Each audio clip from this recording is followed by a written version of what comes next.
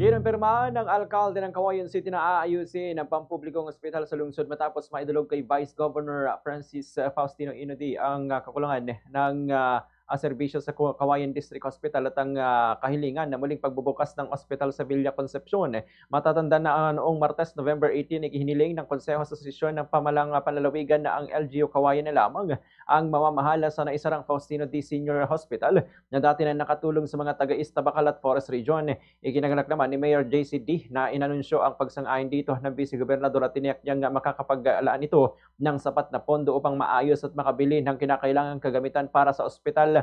Sa ngayon, mayroon na rin umano silang private partners na makakatulong sa paghahanap ng mga doktor at nurse para sa ospital. Dagdag pa rito, tiniyak din niyang maayos ang district hospital ng lungsod batay sa pangailangan ng mga pasyente upang mapabuti ang health system. Una na rin sinabi ni Vice Governor Kiko Dina ang pag-aayos sa Cauayan District Hospital ay una ng idinulog ni dating Congressman Faustino Kiko D.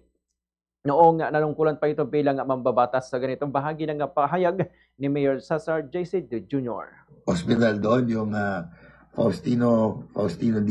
Senior na hospital na sa province kang gumawa noon at ngayon ay hiningi natin kay Vice Gov Kiko na tayo na mag-operate. So yun ang iniisa natin tinitignan na papatakbuhin ng ating private partner. Nilapit na po natin ang district hospital natin kay Vice Gov Kiko nung umikot po siya at binigay nga po natin ang ating hinaing na ang nabanggit naman po niya ay talagang pupondohan daw po nila at aayusin na rin nila ang